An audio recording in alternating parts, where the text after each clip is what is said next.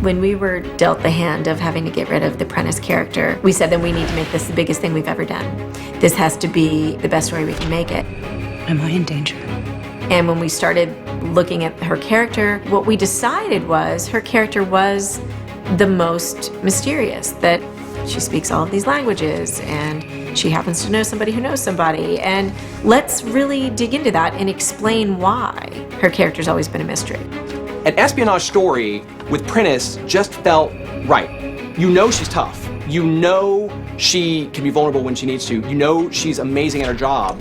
And you know she's nobody's fool. So then the question is, well, how deep, how dark, how twisted can we go with Prentiss and still maintain her character, but yet really fill in for the audience, this is who she is.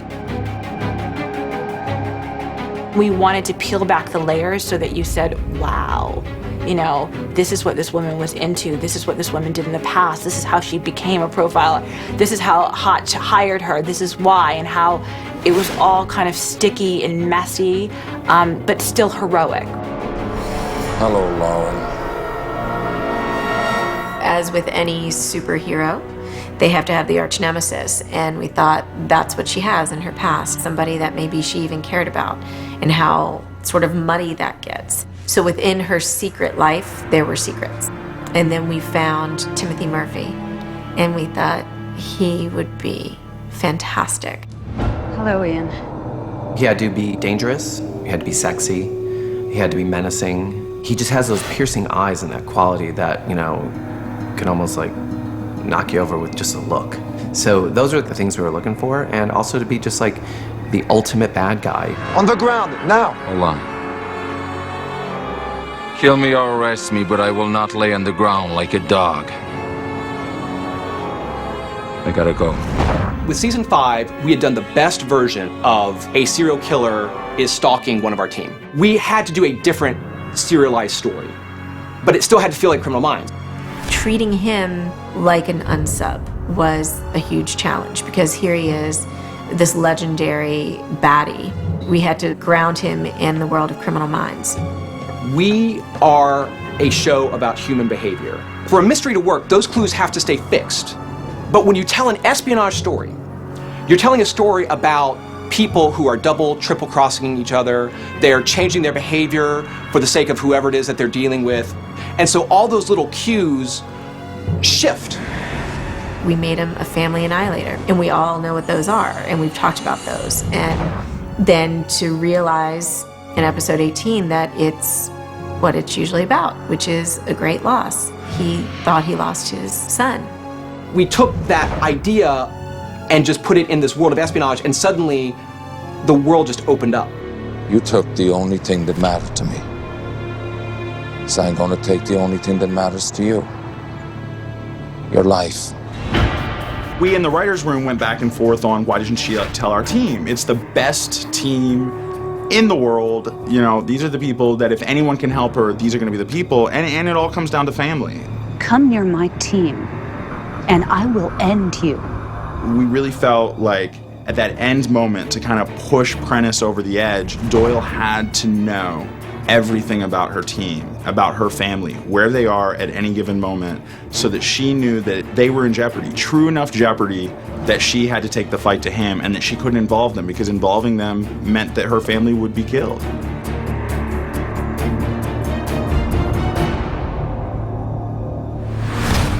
C-Mark. C-Mark.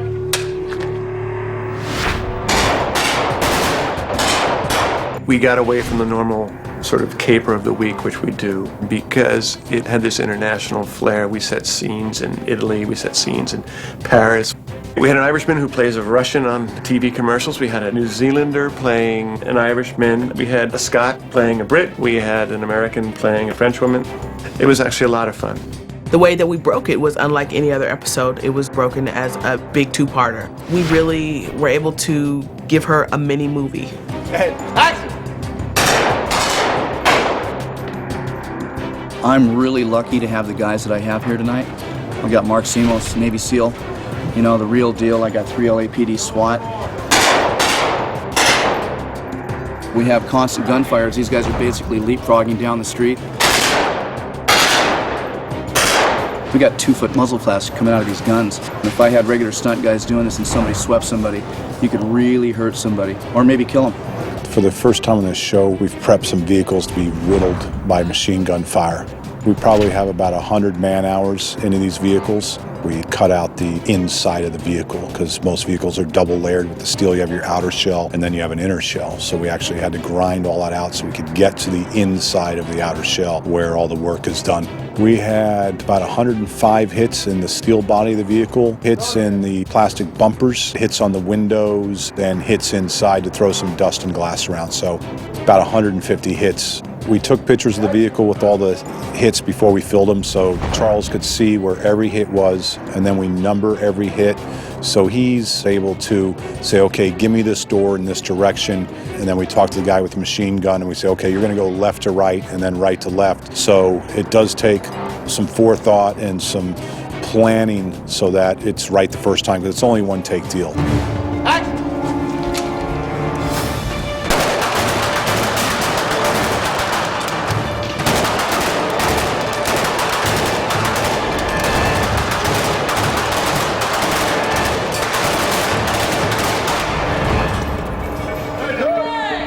We call this the riot gun. It's a compressed air gun.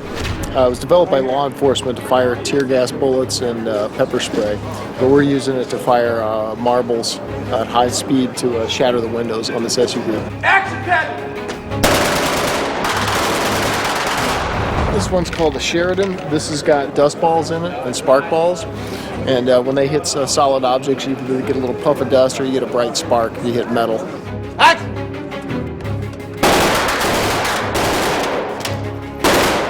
Pretty harmless. I wouldn't want to get hit with one, but... Prentiss, get out!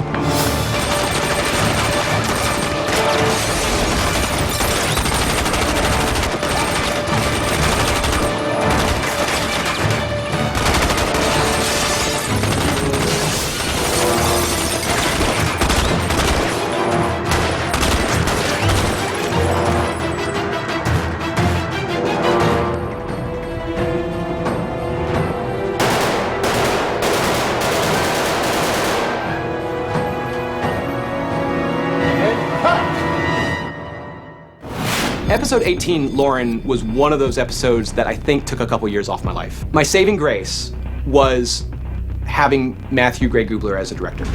Action. It was a very fortunate situation. I had done Moseley Lane, the first episode I directed last year, and Paget, who's my very close friend in real life, when she found out she was exiting the show, she came to me and she's like, the writers asked me how they wanted it to happen, and if you were all right with it, the one request was that you direct it. And I was so honored and touched because, I don't know, just to have that vote of confidence and like be asked, and it was great. Matthew is more thoughtful and prepared and excited than 90% of the directors out there. So it's very exciting. Although, because he is my friend in real life, I have had to say to him, okay, you can come over and watch a movie, but we can't talk about Criminal Minds tonight. And he just says that it's not gonna happen. I can't, I'm not gonna be able to come over there. I'm sorry. I can only talk about CM. And yeah, it looks great. Pretty good shot. Pretty good shot. We're gonna be good. It is so amped up, so turned up to 11. Every scene is so just like intense because it's one of our own. And because the audience knows that the actress is leaving the show, she might die, who knows what's gonna happen. I mean, there are real stakes to this. Yeah, action, adventure, and stuff that I'm not, as a moviegoer, used to watching or really like have that much of a knowledge of. So I was very concerned about that in a sense, but then I realized it's basically cowboys and Indians, but with MP5 machine guns and hand grenades. We're on the Paramount lot at 1:30 in the morning. I get to fire some guns and shoot out the back of a truck. Although I think Alina, my stunt double, is going to do that because apparently there's a flying glass problem.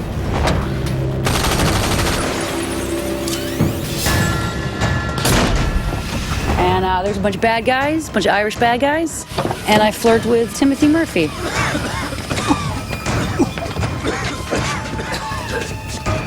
I only want Doyle. Where's Doyle? Right here, love. right here. I kidnap Paget's character and I'm bringing her down to a cellar to execute her, basically, because I think she killed my son. There's black clothing in the hand, Reed. No, look at the fingernails. Oh my God. You don't know when those pictures were taken? You don't know that? Yes, I do. I'm the one holding the gun.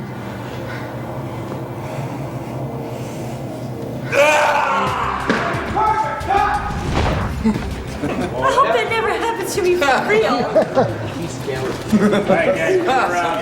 It's a fun challenge, but you know, towards the end of the night, you get a bit low on energy. You know, you prefer if you were high in energy all the time, but you're just a human being. So hopefully you can bring it to the table every time. As an actor, you just hope that you're giving the director what he wants, and you also hope that what the director wants, it looks good for you.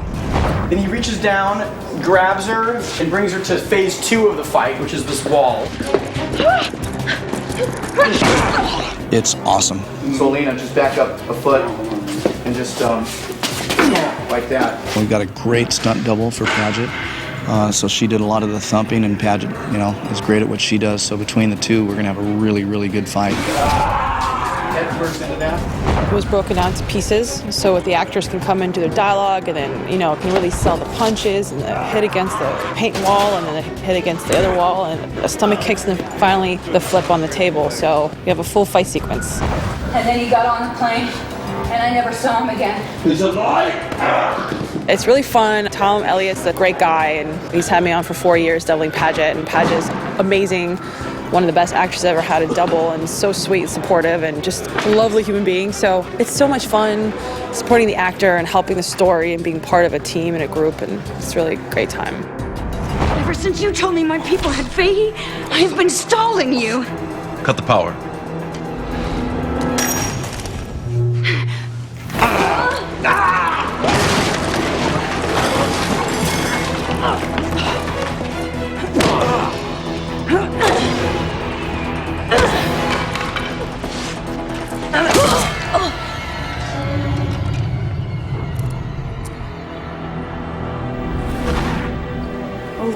That's your safety. This is my safety cone.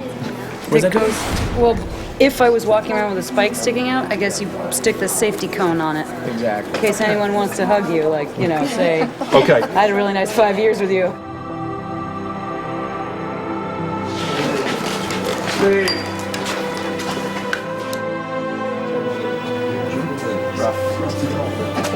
Okay. Set. Prentiss, sound off. It turned into one of the best sort of scenes in the episode because nobody else gets to say how much they love Prentiss. Nobody else gets to say how proud they are of her, of who she is. But Morgan gets to. Emily, I am so proud of you. Do you understand that I am proud of you because you are my friend and you are my partner? No, Emily, come on, stay with me. She's such a phenomenal actress, and she's so wonderful, and she's wonderful in everything, but it's like to get the opportunity to like direct her in these sort of very emotional, like literally life or death scenes, it feels like such a treat. Stay with me, baby. Come on, stay with me. Let me go. Like a piece of gold that I was able to like take credit for, when in reality it was just, I'm so lucky to have gotten to direct it. To lose Prentiss hurts us as a cast. To lose Paget, to lose Prentiss as a teammate. She was a tough cookie, and she brought so many things to the table. Miss her. Hope she'll be back. Derek thinks she's dead. Shamar hopes she comes back. I think that those are two of the best episodes we've ever done. It left her in such an expansive place, and she's such an amazing actress, and it's such a cool character that that's exactly what you want. The ending of episode 18 was the subject of a lot of debate. Throughout the outline process and the script process, I never found a scene that I felt was accurate. The problem, and again, this was Matthew Gubler who identified this, he said, the ending with Prentiss, whatever it is, it has to be with our team somehow. And then, as we were batting it back and forth in my office, I said, well, then JJ meets her in Paris and gives her what she needs to get away. It just was like, ding, like everybody just knew, like, that's the ending.